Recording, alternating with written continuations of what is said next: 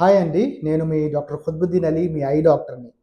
So, జనవరి అయిపోయింది. ఇప్పుడు ఫిబ్రవరి, March నుంచి మనందరికీ కూడా పేరెంట్స్‌గా కొత్త టెన్షన్ మొదలవుతుంది. పిల్లలకి ఎగ్జామ్స్ ఉంటాయి. ఎగ్జామ్ సీజన్‌లో మనం గమనిస్తూ ఉంటాం. రకరకాల కంప్లెయింట్స్ చెప్తూ ఉంటారు.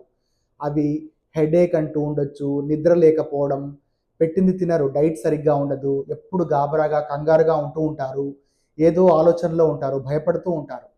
సో ఇవన్నీ కూడా మనము చైల్డ్‌హుడ్‌లో ఫేస్ చేసినవే.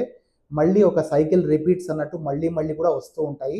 అండ్ కాంపిటీషన్ పెరుగుతున్న కొద్దీ ఇలాంటి సిట్యుయేషన్స్ మనం ఇంకా ఇంకా ఫేస్ చేస్తూనే ఉండాలి. దాన్ని మనం తప్పించుకోలేము. What best we can do as parents ఏంటి అంటే, వాళ్ళ కన్సర్న్స్ అన్నీ జాగ్రత్తగా వినాలి. ఇవన్నీ చెప్తున్న కంప్లెయింట్స్ ఏదో భయంతోనో లేదా ఎగ్జామ్స్ అన్ని తప్పించుకోవడానికి ఏదో చెప్తున్న సాకులని కాకుండా, వాళ్ళ కన్సర్న్స్ ఏవైతే ఉన్నాయో అన్నీ కూడా మనము జాగ్రత్తగా వింటే వాళ్ళకు ఒక ధైర్యం వస్తుంది. నన్ను పట్టించుకుంటున్నారు, నా ప్రాబ్లమ్స్‌ని నమ్ముతున్నారు అని ఒకటి.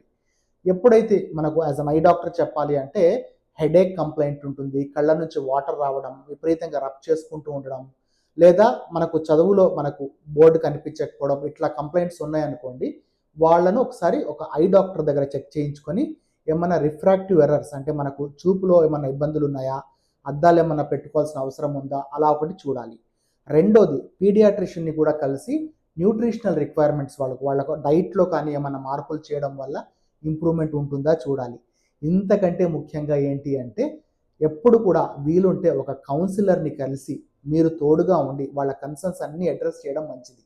ఎందుకు అంటే మనం ఏమనుకుంటాం, చిన్న పిల్లలు కదా, వాళ్ళకేముంటుంది, ఎగ్జామ్స్‌లో 4 గట్టిగా మాట్లాడి తిడితే కొడితే వింటారు అని. కాదు. ఇప్పుడున్న స్టడీస్ అండ్ కాంపిటీషన్‌కి వాళ్లకు ఒక మంచి ఎన్విరాన్మెంట్‌లో వాళ్ళ ప్రాబ్లమ్స్ విని ఎక్స్‌ప్లెయిన్ చేసే ఒక పర్సన్ ఉండడం మంచిది.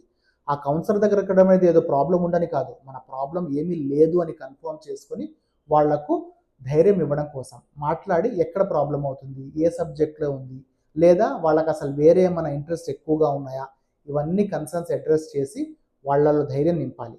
ఇవన్నీ కాకుండా మెయిన్‌గా ఏంటి అంటే, ఎగ్జామ్స్ అనేవి మనల్ని కేవలం మార్క్స్ పరంగా మాత్రమే కొలిచేది కాదు. ఫ్యూచర్‌లో వచ్చే మరిన్ని ఎగ్జామ్స్, ఫ్యూచర్‌లో వచ్చే మరిన్ని ఇష్యూస్‌ని అడ్రెస్ చేయడానికి స్టెప్స్ లాంటివి. ఇవి ఇప్పటితో ఆగేవి కావు. ఎగ్జామ్స్ పోతే ఇంకొకటి వస్తది. ఆ తర్వాత లైఫ్‌లో ప్రతి డే ఎగ్జామ్సే. సో ఎగ్జామ్స్‌ని ధైర్యంగా ఎదుర్కోవాలి. ఒకవేళ అందులో మనం సక్సెస్ అయినా, ఫెయిల్ అయినా నెక్స్ట్ టైమ్‌కి రెడీ అవ్వడానికి ధైర్యాన్ని నింపుకోవాలి. ఒకవేళ సక్సెస్ ఒకటే కాదు, మిగతా ఒక మంచి హ్యూమన్ బీయింగ్‌గా మీరు ఏ ఫీల్డ్‌లో అయితే ఇంట్రెస్ట్ ఉన్నారో దానికి నిబద్ధతతో, సిన్సియారిటీతో, ఒక నలుగురితో కలిసి మంచి కమ్యూనికేషన్ స్కిల్‌తో, ఒక లీడర్‌షిప్ క్వాలిటీస్‌తో ఎదిగే క్రమంలో మనం ముందుకెళ్ళాలి.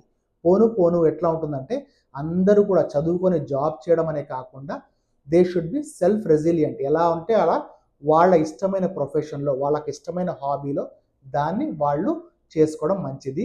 లైఫ్ అంటే ఎగ్జామ్స్ ఒకటే కాదు. Life is much more beyond exams. ఈ ధైర్యాన్ని కనుక మన పేరెంట్స్‌కి మనము వాళ్ళ ద్వారా చెప్పగలిగితే పిల్లలకి, definitely they will fair very well. Not just in exams but in life also. I wish you all you have a good time in the exams. Thank you.